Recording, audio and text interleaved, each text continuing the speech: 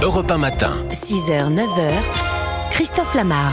Et à la une ce matin, le choc et le deuil à Nice après un incendie meurtrier cette nuit, quartier des Moulins. Le bilan est très lourd, 7 morts dont 3 enfants selon Gérald Darmanin. Le procureur annonce à l'instant que la piste criminelle est privilégiée. Europe 1 en direct dès le début de ce journal.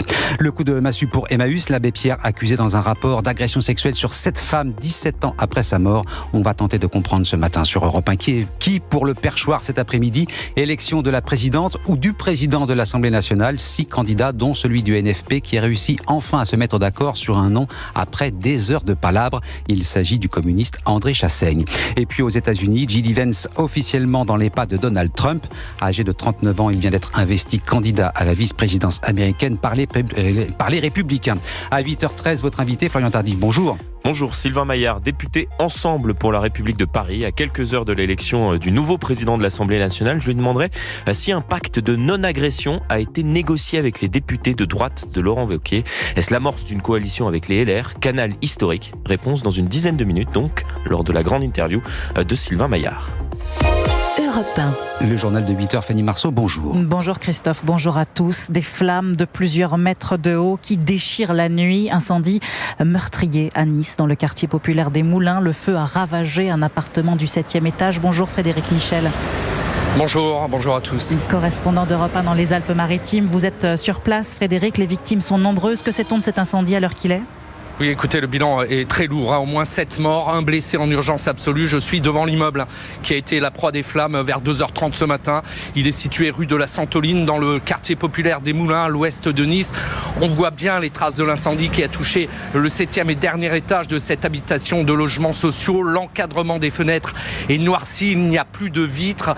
10 personnes étaient, semble-t-il, réunies dans cet appartement. Une famille d'origine comorienne. Il y aurait 3 enfants et un adolescent décédé. 33 personnes ont été secourues dans la nuit par les pompiers et mises à l'abri. D'après le maire de Nice, il pourrait s'agir d'un incendie criminel et à l'instant, le procureur a indiqué que c'était la piste privilégiée. Sur place, toutes les autorités sont là. L'enquête a débuté avec une unité spéciale de la police venue spécialement de Marseille et on attend sans doute en fin de journée le ministre de l'Intérieur, Gérald Darmanin, ici sur place, mais en tout cas dans ce quartier très populaire de l'ouest niçois. C'est l'émotion ce matin, un bilan très lourd, au moins 7 morts. Merci beaucoup Frédéric Michel en direct de Nice pour Europe 1. Et le choc également à Paris hier soir dans le 20e arrondissement. Oui, un conducteur a priori en état d'ébriété a foncé sur la terrasse du Ramus, restaurant-bar à 2 pas du cimetière de la Père-Lachaise, faisant 1 mort et 6 blessés, dont 3 graves, sous les yeux d'une vingtaine de témoins traumatisés. La mairie va ouvrir une cellule psychologique.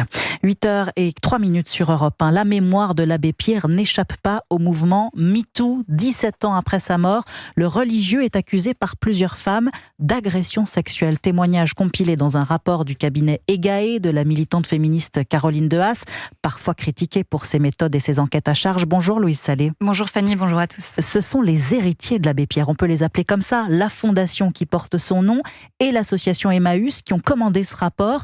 Le délégué général de la fondation Abbé Pierre parle d'une déflagration. Que dit ce rapport exactement, Louise ? Alors c'est un document assez succinct de 8 pages. En tout, 7 femmes témoignent de faits d'agression ou de harcèlement sexuel commis par l'abbé Pierre entre la fin des années 70 et le début des années 2000. Bénévoles ou salariés, ces femmes disent avoir subi des attouchements à la poitrine, à l'abri des regards. L'une d'entre elles raconte avoir été embrassée de force alors qu'elle était à peine majeure. Et cette victime présumée, Véronique Margron, l'a rencontrée juste avant ce travail d'enquête. Elle est présidente de la Conférence des religieux et religieuses de France. Je pense qu'à partir du moment où on adule quelqu'un, où il devient une idole, on n'a plus aucune vigilance sur ses comportements et que ceci est malheureusement une partie de l'explication de la longueur de ces agressions sexuelles qui se sont quand même étirées sur 35 ans, ce qui est une tragédie. Et dans un communiqué commun, Emmaüs et la Fondation Abbé Pierre saluent le courage des personnes qui ont témoigné, des agissements qui, je cite, changent profondément le regard que nous portons sur un homme connu pour son combat contre la pauvreté. Louise Salé du service Société d'Europe 1. La politique, la bataille du perchoir est ouverte. Élection du président de l'Assemblée nationale à partir de 15h. 6 candidats pour un seul siège. La physionomie de l'hémicycle avec 3 grands groupes quasi équivalents promet un scrutin très serré. Alexandre Chauveau, plusieurs scénarios sont possibles.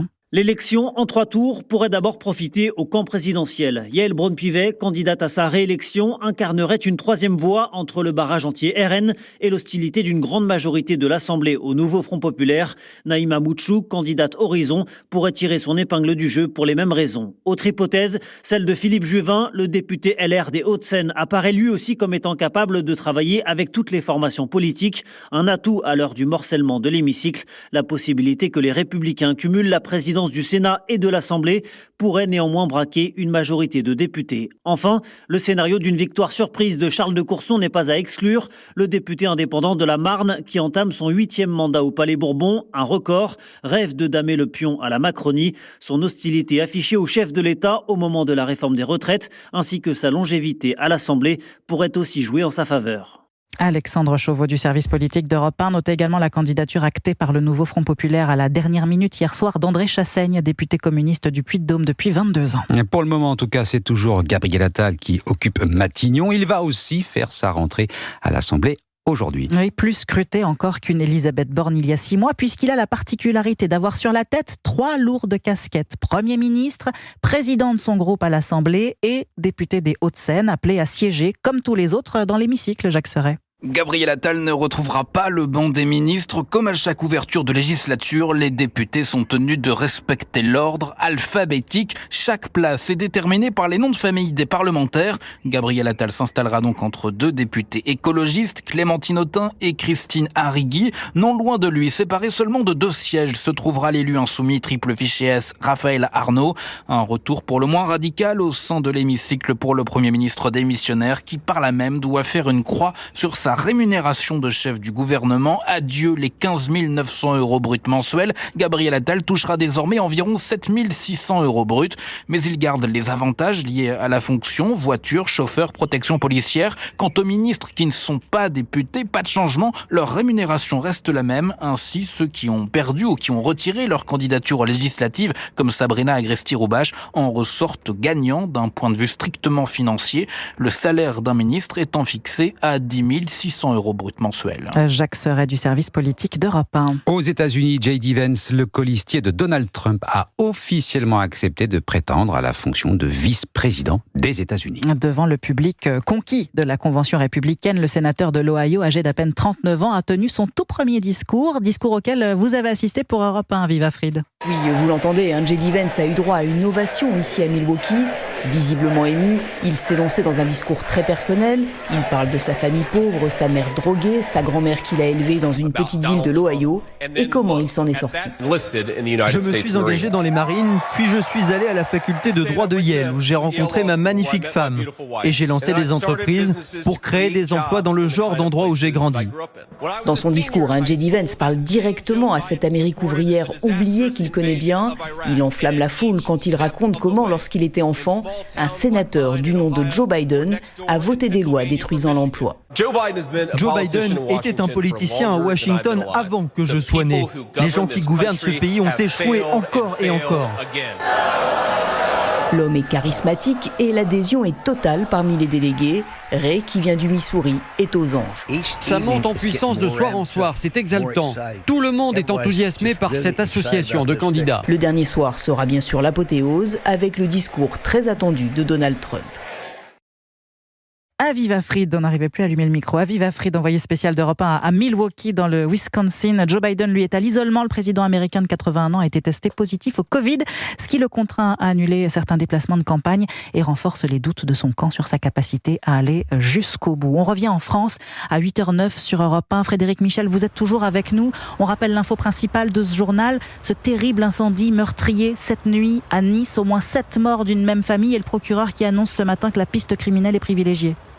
Oui, c'est ce qu'indique le procureur qui est présent sur place avec les différentes autorités. Le feu a ravagé un appartement situé au 7e et dernier étage d'un immeuble de logements sociaux dans le quartier populaire des Moulins. Ce matin, les traces sont visibles, les murs sont noircis. Le bilan est très lourd. 7 morts, dont au moins 3 enfants, une personne en urgence absolue. Il pourrait s'agir d'une même famille, une famille d'origine comorienne. En tout cas, ici sur place, dans le quartier, l'émotion est très grande. Merci beaucoup Frédéric Michel, correspondant d'Europe 1 dans les Alpes-Maritimes, en direct direct du quartier des Moulins avec nous sur Europe 1. Et on continuera de vous tenir informé, bien sûr, sur ce qui se passe à Nice dans nos différentes éditions sur Europe 1. Dans un instant, l'invité de la grande interview Europe 1 CNews, Sylvain Maillard, député Renaissance de Paris.